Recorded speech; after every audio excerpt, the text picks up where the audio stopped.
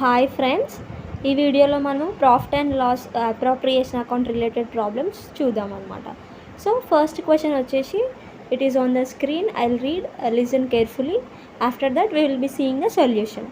First వచ్చేసి మనకి question, A B and C are in partnership and during the year 2017 they earn rupees 83,000. So 2017లో వాళ్ళకి 83,000 worth profit ఉంది, అంటే అంత వాళ్ళు ఎర్న్ చేశారు. And B and C are entitle to the 5% per annum interest on the capitals of rupees 60,000 and rupees 1 lakh respectively. So B and C వాళ్ళ capitals ఎంత? A capital 60,000, B capital 1 lakh. So వీటిపైన interest on capital 5% కట్టాలి అని మనకి క్వశ్చన్లో ఇచ్చారనమాట.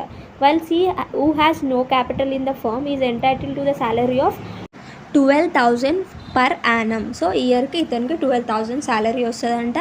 And C is also entitle to the commission of 5% on the profits after charging interest, salary and commission. So after charging interest and salary ఇది okay, కానీ commission ఎంతనో మనకి ఇవ్వలేదు కదా, ఓన్లీ 5% అని ఇచ్చారు కాబట్టి సో మనము ఆఫ్టర్ ఛార్జింగ్ కమిషన్ అనే ఫార్ములా యూస్ చేయాలన్నమాట. సో ఇవన్నీ అయిపోయిన తర్వాత 5% కమిషన్ ఇచ్చిన తర్వాతకి ఇంకా మిగిలిన ప్రాఫిట్స్లో 20% it is further agreed that residue of profit should be appropriated as to the 20% for the charity fund and the balance shared equally by A and B. So ఇందులో మిగిలిన దాంట్లో కమిషన్ కట్టిన తర్వాత మిగులుతుంది కదా, అందులో 20% చారిటీ ఫండ్కి ఇవ్వాలి అండ్ మిగిలింది వీళ్ళిద్దరూ ఏ అండ్ బి ఈక్వల్గా షేర్ చేసుకుంటారు అన్నమాట.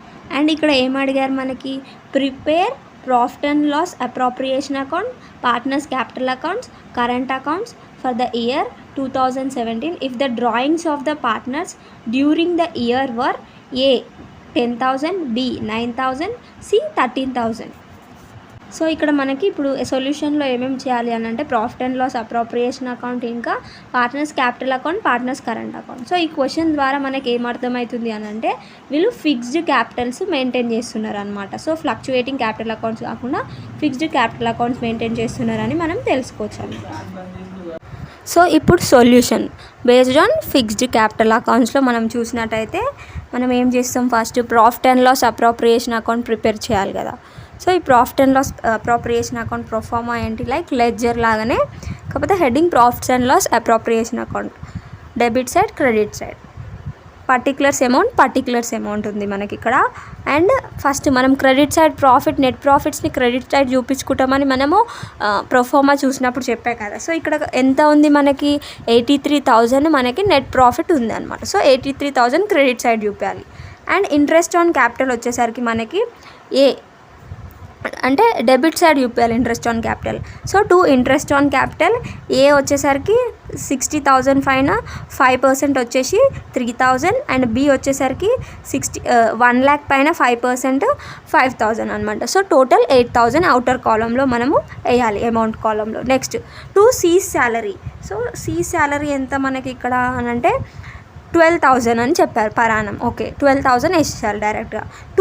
Cs commission. So C's commission వచ్చేసరికి ఏంటి, after charging salary interest commission అని చెప్పారు కదా. సో మనము ఆఫ్టర్ ఛార్జింగ్ ఫార్ములా యూస్ చేయాలి ఇక్కడ. సో మనం కమిషన్ ఆఫ్టర్ ఛార్జింగ్ కమిషన్ అని అంటే మనం ఇక్కడ ఏం చేయాలి, సో మనం ఇప్పుడు 83,000లో నుంచి ఫస్ట్ మనము 8,000 ప్లస్ 12,000 20,000 తీసేయాలన్నమాట. ఎంత మిగులుతుంది మనకి, 63,000 మిగులుతుంది కదా. సో ఈ 63,000 పైన మనం ఇప్పుడు కమిషన్ క్యాలిక్యులేట్ చేయాలన్నమాట.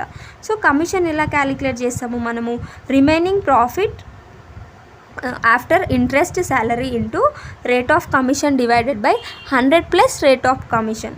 సో ఇలా చేసినట్టయితే మనకి ఏముంది ఇక్కడ బ్రాకెట్లో చూడండి, కింద ప్రొఫార్మాలో నేను రాశాను కదా, 63,000 ఇంటూ 5 డివైడెడ్ బై 105 చేస్తే మనకి 3,000 వచ్చింది. సో ఇది ఆఫ్టర్ ఛార్జింగ్ ఫార్ములా అనమాట. నెక్స్ట్ 3,000 వచ్చింది మనకి కమిషన్. సో తర్వాతకి నెక్స్ట్ మిగిలింది ఎంత తర్వాతకి, ఇప్పుడు మనకి నెక్స్ట్ 83,000లో నుంచి 8,000 12,000 3,000 తీసేస్తే మనకి 60,000 మిగులుతుంది. సో 60,000 మిగిలితే ఇప్పుడు మనం ఏం చేయాలి, నెక్స్ట్ ఈ 60,000లో నుంచి 20% చారిటీ ఫండ్కి ఇవ్వాలన్నమాట. సో 60,000 ఇంటూ 20% 20 డివైడెడ్ బై 100 అని అంటే 12,000 మనకి చారిటీ ఫండ్కి పోయింది.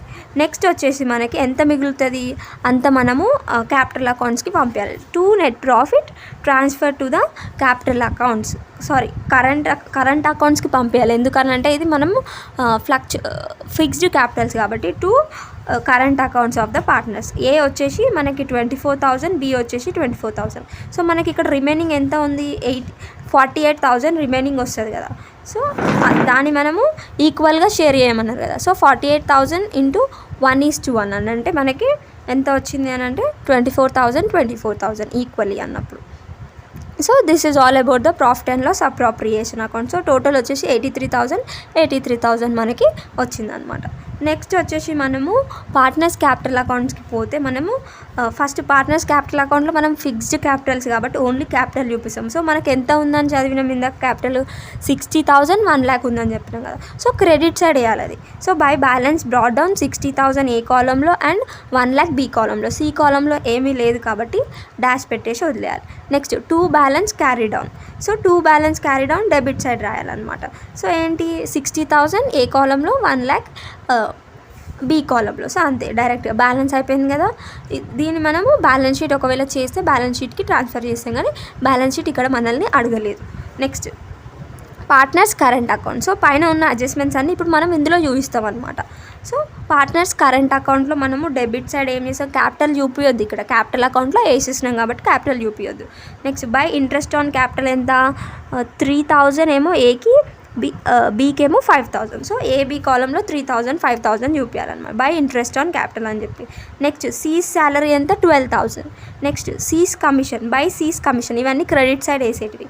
So by interest on capital 3,000 5,000, by C's salary 12,000, by C's commission 3,000. So ఈ 12,000 3,000 అనేవి సీస్ కాలంలో చూపిస్తున్నాం మనం. నెక్స్ట్ మిగిలిన ప్రాఫిట్ ఉంది కదా, ఇందాక 48,000 వచ్చింది, మనం హాఫ్ ఆఫ్ చేసాం కదా, ఈక్వల్గా డివైడ్ చేసాం కదా. సో 24,000 మనము 2 P&L అప్రోప్రియేషన్ అకౌంట్ ప్రాఫిట్ అని రాసి మనం ఏం చేయాలనంటే 24,000 ఏ కాలంలో, 24,000 బి కాలంలో వేయాలన్నమాట. So this is all about this thing. ఇంకా మనకి లాస్ట్ లైన్లో డ్రాయింగ్స్ ఇచ్చారు కదా. సో ఏకి మనం డ్రాయింగ్స్ అని అంటే వీళ్ళకి లాస్ కదా అది, కాబట్టి మనము ఇటువైపు వేసుకోవాలన్నమాట, డెబిట్ సైడ్ వేసుకోవాలి కరెంట్ అకౌంట్లో. సో 2 డ్రాయింగ్స్ అకౌంట్ 10,000 ఏకి and for B 9,000 drawings B కాలంలో చూపించాలి అండ్ 13,000 ఏమో మనము సి కాలంలో చూపించాలి. అండ్ ఇంకా next credit side debit side balance చూసినప్పుడు అయితే మనకి క్రెడిట్ సైడే ఎక్కువగా ఉంది కాబట్టి మనం డెబిట్ సైడ్ బ్యాలెన్స్ ఉంది కదా, ఈ డెబిట్ సైడ్ తక్కువ ఉంది కదా. సో క్రెడిట్ సైడ్లో నుంచి డెబిట్ సైడ్ మైనస్ చేస్తే మనకి బ్యాలెన్స్ ఎంత ఉందో దాన్ని 2 బ్యాలెన్స్ బ్రాడ్ డౌన్ అని రాసుకోవాలి. సో మనకి ఇక్కడ చూసినట్టయితే మనము 27,000 మైనస్ 10,000 ఎంత అవుతుంది, మనకి 17,000 అవుతుంది. కాబట్టి ఏస్ కరెంట్ అకౌంట్ బ్యాలెన్స్ ఇస్ ఎంత, మనకి 17,000 వచ్చింది. నెక్స్ట్ బి వచ్చేసరికి 29,000 మైనస్ 9,000 అని అంటే 20,000 B's current account balance. C's current account balance వచ్చేసరికి 15,000 మైనస్ 13,000 మనం చూస్తే ఎంత అవుతుంది మనకి అని అంటే 2,000 అవుతుంది. So this is C's current account balance.